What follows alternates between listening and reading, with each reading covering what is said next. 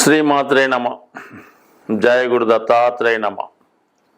ఈ వీడియోలో మనం 2025వ సంవత్సరంలో ఏ రాశుల వారికి ప్రభుత్వ ఉద్యోగం అనుకూలంగా ఉంటుంది, అలాగే ప్రభుత్వ ఉద్యోగం కాకుండా వారు చేసే ప్రయత్నాన్ని బట్టి ఒక పెద్ద జాతీయ అంతర్జాతీయ స్థాయిలో ఉన్నటువంటి సంస్థల్లో ఉద్యోగంలో ప్రవేశించడానికి కానీ ఉద్యోగంలో మార్పు కొరకు చేసే ప్రయత్నాలకి ఈ 2025వ సంవత్సరం మన మే నెల నుంచి ముఖ్యమైనటువంటి గ్రహాల మార్పు కారణంగా ఏ రాశి వారికి ఏ ఫీల్డ్, ఏ పరిశ్రమలు, ఏ సంస్థల్లో అనుకూలత ఉంటుంది, అలాగే వారు ఉద్యోగం చేసుకుంటేనే మంచిదా,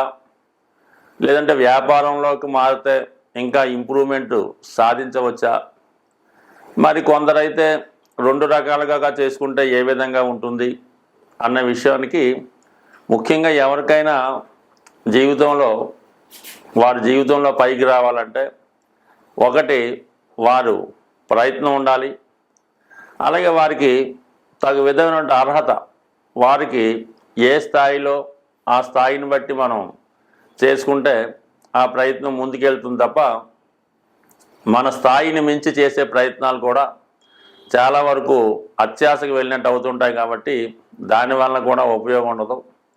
బట్ ఏదైనా మీ అర్హత, మీ స్థాయిని బట్టి ప్రయత్నం చేసినప్పుడు దానికి గ్రహాల యొక్క సహకారం కూడా కొద్దిగా యాడ్ అయ్యి అది మీ యొక్క భవిష్యత్తుకి ముందుకు తీసుకెళ్ళడానికి అనుకూలత ఏర్పడుతూ ఉంటుంది. అలాగే మనం ఏదన్నా ఒక వ్యాపారం చేయాలి అనుకున్నప్పుడు వరుసగా వస్తున్నటువంటి ఆ జాతకుడి యొక్క దశలు, అంతర్దశలు, ఈ గోచారంలో ఈ మధ్యలో ఏలినాడు శని, అష్టమ శని రాకుండా కంటిన్యూగా కనీసం ఒక 10 సంవత్సరాలైనా ఒక మంచి పీరియడ్ ఉంటే ఆ జాతకుడు ఆ ఫీల్డ్లో నిలదొక్కుని దాంట్లో ధనం, నేము సంపాదించడానికి అనుకూలత ఉంటుంది. మనం ఏదైనా ఒక వ్యాపారం కానీ ఒక వ్యవహారం కానీ ప్రారంభించినప్పుడు ప్రస్తుతం ఉన్నటువంటి టైం చూసుకోవడం జరుగుతుంటుంది. అంటే ఒక 6 నెలల దాకా, సంవత్సరం దాకా టైం బాగానే ఉంది కాబట్టి ఈ ప్రారంభం అది బాగానే జరుగుతుంది.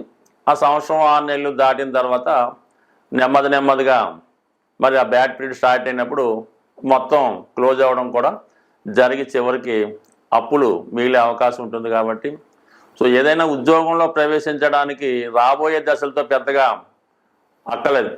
ఫలితం అక్కర్లేదు. రాబోయే దశ బాగున్నా బాగుపోయినా ఉద్యోగంలో ప్రవేశించాక అది ఉద్యోగంలో ఒడిదుడుకులు ఎదుర్కొన్నా అది కంటిన్యూగా అవ్వడం జరుగుతుంటుంది. అంటే ప్రభుత్వ ఉద్యోగం అయినప్పుడు, మళ్ళీ ప్రైవేట్ ఉద్యోగం అయినా కాబట్టి కొంత ఆటుపోట్లు ఉంటాయి.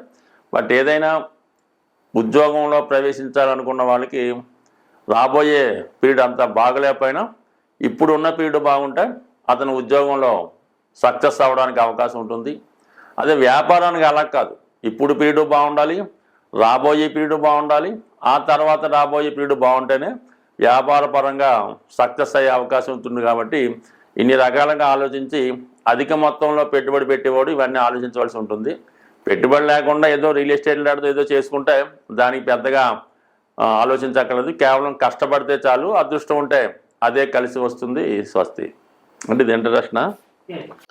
మిథున రాశి వారు ఎప్పుడు ఒకే ఉద్యోగంలో స్థిరంగా ఉండే ప్రయత్నం చేయకుండా వచ్చిన ప్రతి అవకాశాన్ని ఉపయోగించుకొని జీవితంలో తొందరగా ఎదిగే ప్రయత్నం ఈ రాశి వారు చేయడం జరుగుతూ ఉంటుంది. అందుకని వీళ్ళకి ఎక్కువగా ఈ గవర్నమెంట్ సర్వీస్లో వెళ్ళడానికి పెద్దగా ఇష్టపడరు. డిగ్రీ స్టార్ట్ అయిన తర్వాత, వాళ్ళు పూర్తయిన తర్వాత వీళ్ళు ఫైనల్ ఇయర్ చదువుతుండగానే వీళ్ళు ఏం చేయాలి అన్నది వారు నిర్ణయించుకోవడం జరిగిపోతూ ఉంటుంది. ఎంఎస్సీ అయినా అమెరికా వెళ్ళి అక్కడ స్థిరపడదామా, లేదంటే ఇక్కడే ఏదన్నా మామూలుగా క్యాంపస్ సెలక్షన్లో వచ్చిన ఉద్యోగం చేసుకొని సాధారణ జీవితం గడుపుదామా, లేదా మనమే ఏదన్నా ఒక స్కీము స్టార్ట్ చేసి, ఒక యాప్ స్టార్ట్ చేసి ప్రపంచాన్ని షేక్ చేద్దామన్న ఆలోచనలో ఉండడం జరుగుతూ ఉంటుంది. అందుకనే వీళ్ళు 21, 22 సంవత్సరాలకి ఈ బీటెక్ పూర్తయిన తర్వాత ఏదో ఒక అద్భుతం సాధించడం జరుగుతూ ఉంటుంది. సాధారణ ఉద్యోగంలో ప్రవేశించిన వచ్చిన ప్రతి మార్పుని, వచ్చిన ప్రతి అవకాశాన్ని ఉపయోగించుకొని కేవలం ఒక 10 సంవత్సరాల్లోనే వారు అనుకున్నటువంటి డెస్టినేషన్ చేరుకోవడం జరుగుతూ ఉంటుంది. ఒక 50,000 ఉద్యోగం ప్రవేశించిన నెలకు 5-6 లక్షలు సంపాదించే స్థాయికి తొందరలోనే ఎదిగే జాతకం ఈ మిథున రాశి వారి జాతకం. అయితే వీళ్ళు ప్రభుత్వ ఉద్యోగాన్ని కూడా కొంతమంది ఇంట్రెస్ట్ చూపిస్తారు. అంటే ఇప్పుడు వాళ్ళ పేరెంట్స్ కూడా ప్రభుత్వ ఉద్యోగులై ఈ అబ్బాయి మీద ఏదైనా ఒత్తిడి ఉంటే వారి యొక్క ప్రోద్బలంతో 1-2 సార్లు మాత్రమే ట్రై చేస్తారు. ఒక సివిల్స్కి వెళ్తారు, ఓసారి ట్రై చేస్తారు, చూస్తారు ఎక్కడి దాకా వచ్చామో, రెండోసారి ప్రయత్నం చేస్తారు, ఇక ఫైనల్గా మూడోసారి వచ్చినా రాకపోయినా అదే ఫైనల్ అటెంప్ట్ వస్తే బ్రహ్మాండంగా అందులో సెటిల్ అవుతారు. లేని పక్షంలో మళ్ళీ వాళ్ళు బ్యాక్ వచ్చి మళ్ళీ కొత్తగా వాళ్ళ యొక్క నిర్ణయాన్ని మార్చుకొని వేరే ఉద్యోగంలోకి ప్రవేశించడం జరుగుతూ ఉంటుంది. అందుకని జీవితంలో వీళ్ళు తొందరగా ఎదుగుతారు. ఎప్పుడు అన్సెటిల్గానే కనబడుతుంటారు. ఎందుకంటే ఎప్పుడు ఏదో ఒక ప్రయత్నం చేస్తూనే ఉంటారు. ఒక ఉద్యోగం చేస్తున్నాం, నెలకు ఒక 2 లక్షలు వస్తుంది, ఇంకా తృప్తి లేదు, ఇంకా ప్రయత్నం చేస్తారు, నెలకు 3 లక్షలకు వెళ్తారు. కానీ అక్కడితో కూడా ఆగరు. ఎప్పుడు నిరంతరం వీళ్ళ సర్వీస్ చివరి వరకు కూడా అభివృద్ధి కోసమే ప్రయత్నం చేస్తుంటారు. అదే వీళ్ళ యొక్క అభివృద్ధికి కారణమవుతూ ఉంటుంది. ఎంత గొప్ప రిస్క్ అయినా వీళ్ళు చేయడం జరుగుతూ ఉంటుంది. అందువల్ల ఏంటంటే వీళ్ళు తొందరగా జీవితంలో ఎదుగుతారు, తొందరగానే సెటిల్ అవుతారు. అయితే సంపాదించినంతగా వీరి దగ్గర సేవింగ్స్ అన్నవి ఉండవండి. ఎంతసేపు కూడా ఫ్యూచర్ వస్తలే అప్పుడు సంపాదించుకోవచ్చు, ఇప్పుడు వచ్చినటువంటి ధనాన్ని దేనికో దానికి ఇన్వెస్ట్ చేయడం ఏదో చేస్తుంటారు. మొత్తం మీద ఫైనాన్స్ మేనేజ్మెంట్ అయితే కరెక్ట్గా చేయరు, కానీ ఉద్యోగపరంగా బ్రహ్మాండంగా ఎదుగుతారు. అందువల్ల వీళ్ళు ఎక్కువగా ప్రస్తుతం ఈ సాఫ్ట్వేర్ రంగంలో ప్రస్తుతం బెంగళూరులో ఉన్నటువంటి సాఫ్ట్వేర్ ఉద్యోగులు, అమెరికాలో ఉన్నటువంటి మన సాఫ్ట్వేర్ ఉద్యోగులు చూస్తే 70% ఈ మిథున రాశి మిథున లగ్నం తర్వాత తులారాశి తులా లగ్నం వారే ఎక్కువగా ఉంటారు. వారే తొందరగా ఎదగడానికి ప్రయత్నం చేస్తూ ఉంటారు. ఇక ఈ రాశుల్లో చూసినప్పుడు మృగశిర నక్షత్రం, ఈ నక్షత్ర జాతకులు నిరంతరం కొత్త వాటి కోసం అన్వేషణ చేస్తూ వారిదైన స్టైల్లో జీవితంలో ముందుకెళ్ళే ప్రయత్నం చేయడం జరుగుతూ ఉంటుంది. ఆరుద్ర నక్షత్ర జాతకులు వీళ్ళు ఎంత రిస్క్ అయినా చేయడానికి సాహసిస్తూ ఉంటారు.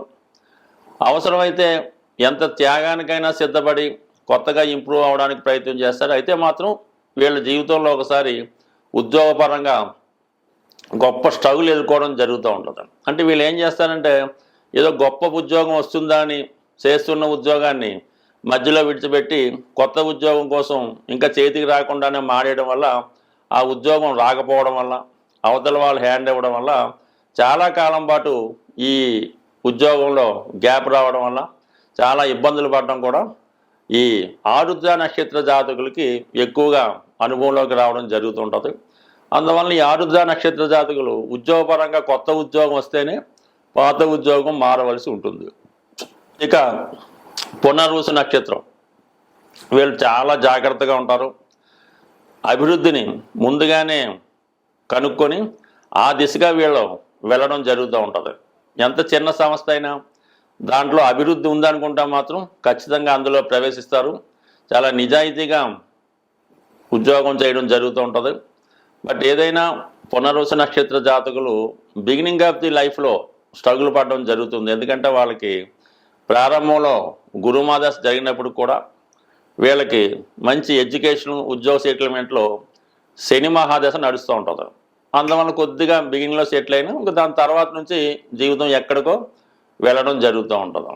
బట్ ఏదైనా మీడియా కూడా, మీడియా రంగంలో ఇది 3వ రాశి అవ్వడం వల్ల మీడియా, టీవీ, సినిమా, యూట్యూబ్ లాంటి సంస్థల్లో కూడా అత్యున్నతంగా డెవలప్ అవడానికి కూడా, అంటే కొత్త కొత్త ఆలోచనలతో ఎప్పుడెప్పుడు అప్ టు డేట్ అవుతూ కొత్త వాటిని ఎంకరేజ్ చేయడం వల్ల వీళ్ళ జీవితం కూడా ఎప్పుడు ఫ్రెష్గా కొత్తగా ఉండే అవకాశం ఉంటుంది. స్వస్తి. ప్రస్తుతం వృత్తిపరంగా ఎంత ప్రయత్నం చేసినా సరైనటువంటి వృత్తిలో మనం స్థిరపడలేకపోతున్నాం అనుకున్న వాళ్ళకి వారి యొక్క ప్రస్తుతం జరుగుతున్నటువంటి జన్మ జాతకంలో దశ అంతర్దశను బట్టి ఆధారపడి ఉంటుంది. ఇప్పుడు మనం అనుకున్నది ఏంటంటే కేవలం కామన్గా గోచార రీత్యా ఉన్నటువంటి ఫలితాలు, తర్వాత సహజంగా ఏ రాశి వారికి ఎప్పుడు ఏది అనుకూలం అనుకున్నాం. అయితే అన్నిటికీ ఒకే పరిహారం అన్నట్టుగా ఈ ఉద్యోగానికి అంటే ఒక క్రమశిక్షణ ఉద్యోగం అంటే సూర్య భగవానుడు ఖచ్చితంగా టైంకి సూర్యోదయం అవుతుంది, సూర్యాస్తం అవుతుంది. ఎంత వర్షం వచ్చినా ఏది వచ్చినా సూర్య భగవానుడు ఆ టైం టు టైం తన పని చేసుకుంటూ వెళ్తూ ఉంటాడు. అలాగే ఏదైనా వృత్తిలో స్థిరపడాలనుకున్న వాళ్ళకి ఒక క్రమశిక్షణగా ఒక ఉదయం వేకువజామునే లెగ్స్ ఉండడం, అలాగే సాయంకాలం సమయంలో నిద్ర, ఇవన్నీ ఒక టైంలో పంచువాటిగా చేయాలి. మీరు పొద్దున్న లేచారు 5:30 ఓకే, లేదా పార్క్ వెళ్ళారు వాకింగ్ అరగంట టైం ఓకే, టిఫిన్ 9:30 అంటే 9:30కి రోజు భోజనం 1:30, 2 అనుకుంటే ఆ టైంలోనే భోజనం, సాయంకాలం 4 గంటల టీ అంటే 4 గంటలకే తాగండి, మళ్ళీ 8 గంటల ఈ టైం మెయింటైన్ చేయండి. మీరు ఖాళీగా ఉండండి, కానీ ఈ ప్రతి పని కూడా ఒక టైంకి పర్ఫెక్ట్గా చేయడం వల్ల, అలాగే మీరు ఎక్కడ ఉన్నారు మీ మదర్కి ఫోన్ చేయండి ప్రతిరోజు అదే టైంకి, లేచినంటే ఉదయం 7 గంటలకి అదే టైంకి మీరు ఫోన్ చేయండి, ఆవిడ ఎదురు చూస్తుంటారు, మీ పని కార్యక్రమం పూర్తవుతుంటారు. ఈ విధంగా ఒక టైం ప్రకారం సిస్టమేటిక్గా మీరు నిరుద్యోగిగా ఉన్నా ఉద్యోగం ఉన్నా ఈ టైం సెన్స్ పాటించడం వల్ల కంపల్సరీగా మీ యొక్క వృత్తి వ్యాపారాలు ఇంప్రూవ్మెంట్ అవుతూ ఉంటాయి.